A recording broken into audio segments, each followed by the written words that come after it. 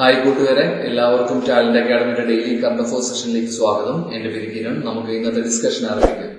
നമ്മൾ ആദ്യം ഡിസ്കസ് ചെയ്യുന്നത് 2021 ജനുവരിയിൽ കോവിഡിനെതിരെ ഉപയോഗിക്കുന്നതിന് central drugs and standard committee, നമ്മുടെ രാജ്യത്തെ central drugs and standard committee അംഗീകാരം നൽകിയ വാക്സിനുകളാണ് കോവാക്സിൻ, അതുപോലെ തന്നെ കോവിഷീൽഡ് എന്നും. കോവാക്സിൻ എന്ന COVID-19 വാക്സിൻ ഇന്ത്യയിൽ നിർമ്മിച്ച വാക്സിനാണ്. വികസിപ്പിച്ചിരിക്കുന്നത് ഹൈദരാബാദ് ആസ്ഥാനമായുള്ള ഭാരത് ബയോടെക് ആണ്. അതുപോലെ തന്നെ കോവിഷീൽഡ് എന്ന വാക്സിൻ വികസിപ്പിച്ചിരിക്കുന്നത് ഓക്സ്ഫോർഡ് യൂണിവേഴ്സിറ്റിയാണ്.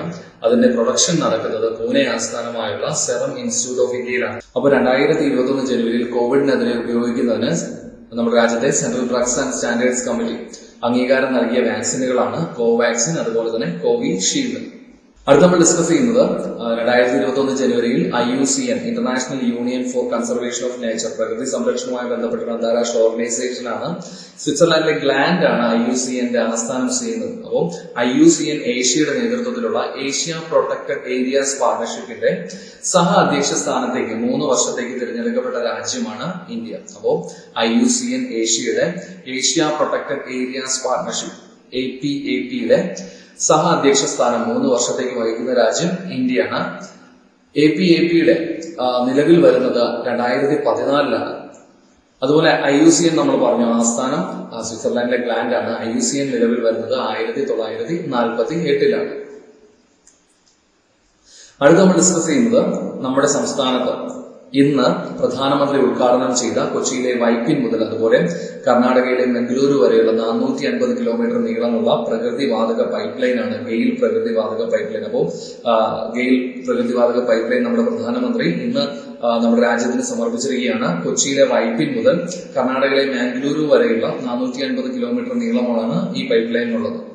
ഗെയിലിന്റെ ആസ്ഥാനം ന്യൂഡൽഹിയാണ്. ഗെയിലിന്റെ നിലവിലെ ചെയർമാൻ ശ്രീ മനോജ് ജെയിൻ ആണ്. അടുത്ത് നമ്മൾ ഡിസ്കസ് ചെയ്യുന്നത് ഒരു ഇൻഷുറൻസ് പദ്ധതിയാണ്. അതിന്റെ പേര് ജീവൻ ദീപം എന്നതാണ്. അയൽക്കൂട്ടാംഗങ്ങൾക്ക് അവരുടെ സുരക്ഷയും അതുപോലെ തന്നെ പ്രതിസന്ധികളിൽ അവർക്ക് സഹായം നൽകുന്നതിനുമായിട്ട് LICയുടെയും ലൈഫ് ഇൻഷുറൻസ് കോർപ്പറേഷൻ ഓഫ് ഇന്ത്യയുടെയും അതുപോലെ തന്നെ സംസ്ഥാന ഇൻഷുറൻസ് വകുപ്പിന്റെയും സഹകരണത്തോടുകൂടി കുടുംബശ്രീ ആരംഭിച്ച ഇൻഷുറൻസ് പദ്ധതിയാണ് ജീവൻ ദീപം എന്നുള്ളത്. അടുത്ത നമ്മൾ ഡിസ്കസ് ചെയ്യുന്നത് രാധിക മാധവനെ പറ്റിയാണ്. കേരളത്തിലെ ഏറ്റവും പ്രായം കുറഞ്ഞ പട്ടികവർഗ വിഭാഗത്തിലെ പഞ്ചായത്ത് പ്രസിഡന്റാണ് രാധിക മാധവൻ. അപ്പോൾ മലമ്പുഴ പഞ്ചായത്ത് പ്രസിഡന്റായിട്ടാണ് രാധിക മാധവൻ ചുമതലയേറ്റിരിക്കുന്നത്. അപ്പോൾ കേരളത്തിലെ ഏറ്റവും പ്രായം കുറഞ്ഞ പട്ടികവർഗ വിഭാഗത്തിലെ പഞ്ചായത്ത് പ്രസിഡന്റ് രാധിക മാധവനാണ്. അടുത്തത് കാസർഗോഡ് ജില്ലയിലെ ചെമ്മനാട് ഗ്രാമപഞ്ചായത്തിൽ കുടുംബശ്രീയുടെ നേതൃത്വത്തിൽ നടത്തിയ നെൽകൃഷിയിൽ ഉൽപ്പാദിപ്പിച്ച അരിയുടെ ബ്രാൻഡ് നെയിമാണ് അരിശ്രീ നെല്ല് എന്നുള്ളത്. അപ്പോൾ കാസർഗോഡ് ജില്ലയിലെ ചെമ്മനാട് ഗ്രാമപഞ്ചായത്തിൽ കുടുംബശ്രീയുടെ നേതൃത്വത്തിൽ നടത്തിയ നെൽകൃഷിയിൽ ഉൽപ്പാദിപ്പിച്ച അരിയുടെ ബ്രാൻഡ് നെയിമാണ് അരിശ്രീ നെല്ല്. അടുത്ത് നമ്മൾ ഡിസ്കസ് ചെയ്യുന്നത് മറ്റൊരു പദ്ധതിയാണ്. അതിന്റെ പേര് അതിജീവന സമാശ്വാസ പദ്ധതി എന്നാണ്. ഈ പദ്ധതി ആരംഭിച്ചിരിക്കുന്നത് സംസ്ഥാന വനിതാ വികസന കോർപ്പറേഷനാണ്. നമുക്കറിയാം, നമ്മുടെ നാട്ടിലെ പ്രളയവും അതുപോലെ തന്നെ കോവിഡും കാരണം ബുദ്ധിമുട്ടിലായ സംരംഭകരെ സഹായിക്കുന്നതിനും അവർക്ക് വായ്പാ തിരിച്ചടവ് മെച്ചപ്പെടുത്തുന്നതിനുമായിട്ട് സംസ്ഥാന വനിതാ വികസന കോർപ്പറേഷൻ ആരംഭിച്ച പദ്ധതിയാണ് അതിജീവനം സമാശ്വാസ പദ്ധതി.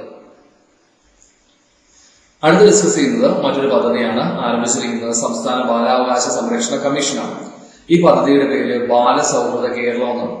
അപ്പോ വീട്, വിദ്യാലയം, അതുപോലെ തന്നെ സാമൂഹിക ചുറ്റുപാട് തുടങ്ങിയ ഇടങ്ങളിലെല്ലാം കുട്ടികൾ സുരക്ഷിതരായിരിക്കുന്നതിനും കുട്ടികൾക്കെതിരെയുള്ള അതിക്രമങ്ങൾ കുറയ്ക്കുന്നതും ലക്ഷ്യമിട്ടുകൊണ്ട് സംസ്ഥാന ബാലാവകാശ കമ്മീഷൻ, ബാലാവകാശ സംരക്ഷണ കമ്മീഷൻ ആവിഷ്കരിച്ച പദ്ധതിയാണ് ബാലസൗഹൃദ കേരളം എന്നുള്ളത്.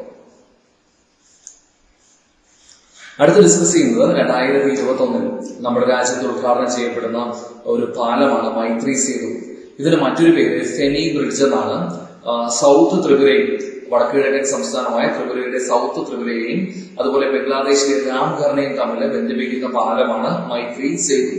അപ്പൊ ഇതിന്റെ മറ്റൊരു പേര് ഫെനി ബ്രിഡ്ജ് എന്നാണ്. ഫെനി നദിക്ക് കുറുകയിലാണ് മൈത്രി സേതു എന്ന പാലം പണി കഴിപ്പിച്ചിരിക്കുന്നത്.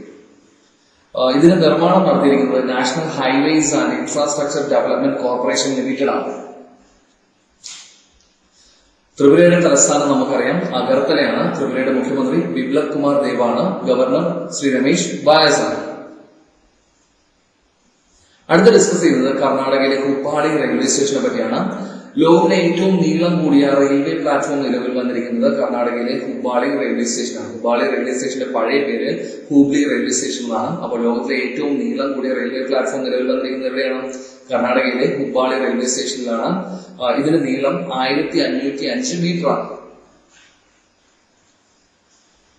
അടുത്ത് ഡിസ്കസ് ചെയ്യുന്നത് നമ്മുടെ സംസ്ഥാനത്തെ പറ്റി തന്നെയാണ്. 2021 മാർച്ചിൽ നടക്കുന്ന 4ാമത് ഗ്ലോബൽ ആയുർവേദ ഫെസ്റ്റിവലിന്റെ വേദി കേരളമാണ്. അപ്പോൾ 4ാമത് ഗ്ലോബൽ ആയുർവേദ ഫെസ്റ്റിവലിന്റെ വേദി കേരളമാണ്. COVID-19 പശ്ചാത്തലത്തിൽ വെർച്വൽ ഇവന്റ് ആയിട്ടാണ് 2021 ഗ്ലോബൽ ആയുർവേദ ഫെസ്റ്റിവൽ നടക്കുന്നത്. അപ്പോൾ ഇതിന്റെ വേദി കേരളമാണ്.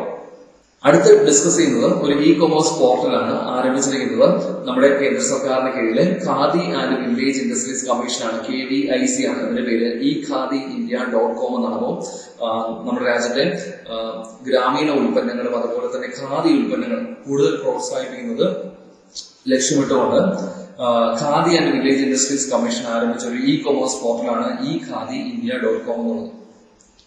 ഖാദി ആൻഡ് വില്ലേജ് ഇൻഡസ്ട്രീസ് കമ്മീഷന്റെ നിലവിലെ ചെയർമാൻ ആരാണ്? ശ്രീ വിനയ് കുമാർ സക്സേനയാണ്. അപ്പോ ഖാദി അതുപോലെ തന്നെ ഗ്രാമീണ ഉൽപ്പന്നങ്ങൾ കൂടുതൽ പ്രോത്സാഹിപ്പിക്കുന്നത് ലക്ഷ്യമിട്ടുകൊണ്ട് khadi and village industries commission ആരംഭിച്ച ഒരു കൊമേഴ്സ് പോർട്ടലാണ് ekhadiindia.com എന്നുള്ളത്. അടുത്ത് ഡിസ്കസ് ചെയ്യുന്നത് 2021 നടക്കുന്ന 51ാമത് ഇന്റർനാഷണൽ ഫിലിം ഫെസ്റ്റിവൽ ഓഫ് ഇന്ത്യയെ പറ്റിയാണ്. ഇന്റർനാഷണൽ ഫിലിം ഫെസ്റ്റിവൽ ഓഫ് ഇന്ത്യയുടെ വേദി ഗോവ തന്നെയാണ് എല്ലാ വർഷവും.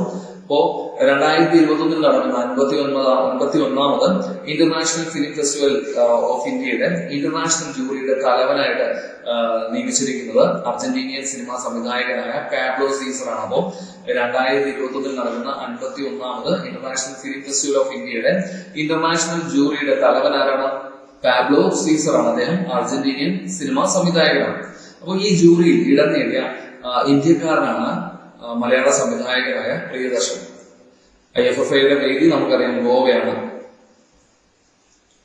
അടുത്ത് ഡിസ്കസ് ചെയ്യുന്നത് മറ്റൊരു അപ്പോയിന്റ്മെന്റ് ആണ്. 2021 ജനുവരിയിൽ ഓൾ ഇന്ത്യ ചെസ് ഫെഡറേഷന്റെ പ്രസിഡന്റ് ആയിട്ട് തെരഞ്ഞെടുത്തിരിക്കുന്നത് സഞ്ജയ് കപൂറിനെയാണ്. സെക്രട്ടറി ആയിട്ട് തെരഞ്ഞെടുത്തിരിക്കുന്നത് ഭരത് സിംഗ് ചൗഹാനെയാണ്. അപ്പോൾ ഓൾ ഇന്ത്യ ചെസ് ഫെഡറേഷന്റെ പ്രസിഡന്റ് ആയിട്ട് തെരഞ്ഞെടുത്തിരിക്കുന്നത് ആരാണ്? സഞ്ജയ് കപൂറിനെയാണ്. ഓൾ ഇന്ത്യ ചെസ് ഫെഡറേഷന്റെ ആസ്ഥാനം എവിടെ സ്ഥിതി ചെയ്യുന്നത്? ഇതൊരു ഇമ്പോർട്ടന്റ് ആയിട്ടുള്ള ക്വസ്റ്റ്യൻ ആണ്. ഓൾ ഇന്ത്യ ചെസ് ഫെഡറേഷന്റെ ആസ്ഥാനം സ്ഥിതി ചെയ്യുന്നത് ചെന്നൈയിലാണ്.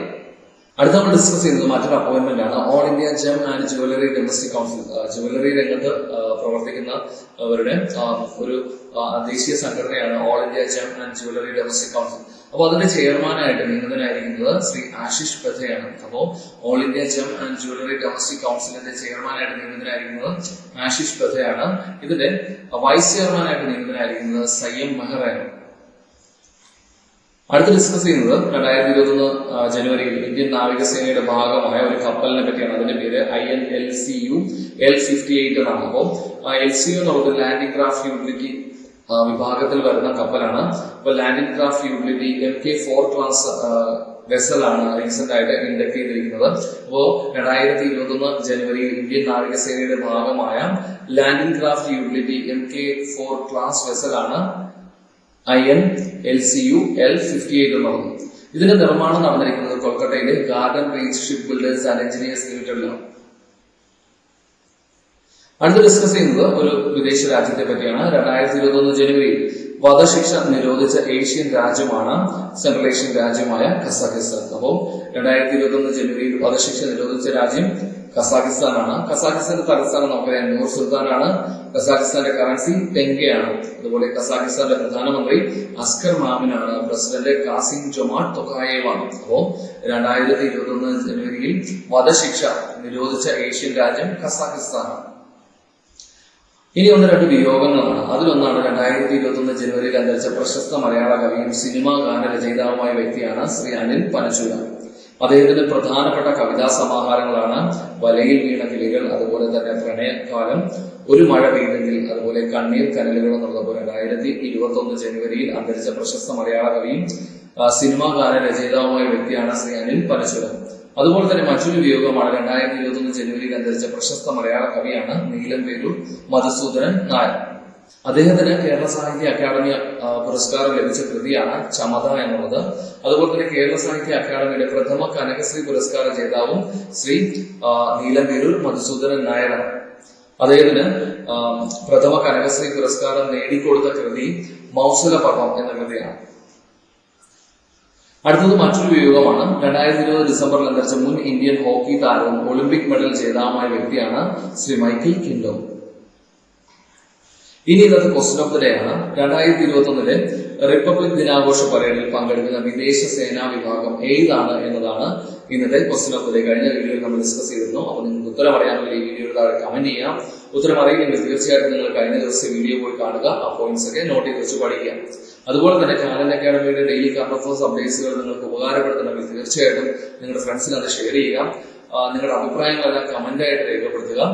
അതുപോലെ കഴിഞ്ഞ ദിവസം നമ്മൾ ചോദിച്ചിരുന്ന ചോദ്യമാണ്, സാംസ്കാരിക വകുപ്പിന് കീഴിലുള്ള മലയാളം മിഷന്റെ 2020 മാതൃഭാഷാ പ്രതിഭാ പുരസ്കാരത്തിന് അർഹനായിരിക്കുന്നത് ആരാണെന്നുള്ളത്. അപ്പൊ നിങ്ങൾ പലരും അതിന് ഉത്തരം എഴുതിയിരുന്നു. ഡോക്ടർ അശോക് ഡിക്രൂസിനാണ് 2020 മലയാളം മിഷന്റെ മാതൃഭാഷാ പ്രതിഭാ പുരസ്കാരം ലഭിച്ചിരിക്കുന്നത്. ഓക്കെ ഫ്രണ്ട്സ്, അപ്പൊ ഇന്നത്തെ വീഡിയോയിൽ നമ്മൾ ഡിസ്കസ് ചെയ്തത് ടാലന്റ് അക്കാഡമിയുടെ ഡെയിലി കറന്റ് അഫയേഴ്സ് അപ്ഡേറ്റ്സുകളാണ്. ടാലന്റ് അക്കാഡമിയുടെ ഡെയിലി കറന്റ് അഫയേഴ്സിന്റെ മറ്റൊരു സെഷനുമായിട്ട് നമുക്ക് അടുത്ത ദിവസം കാണാം. അതുവരേക്കും bye bye and thank U.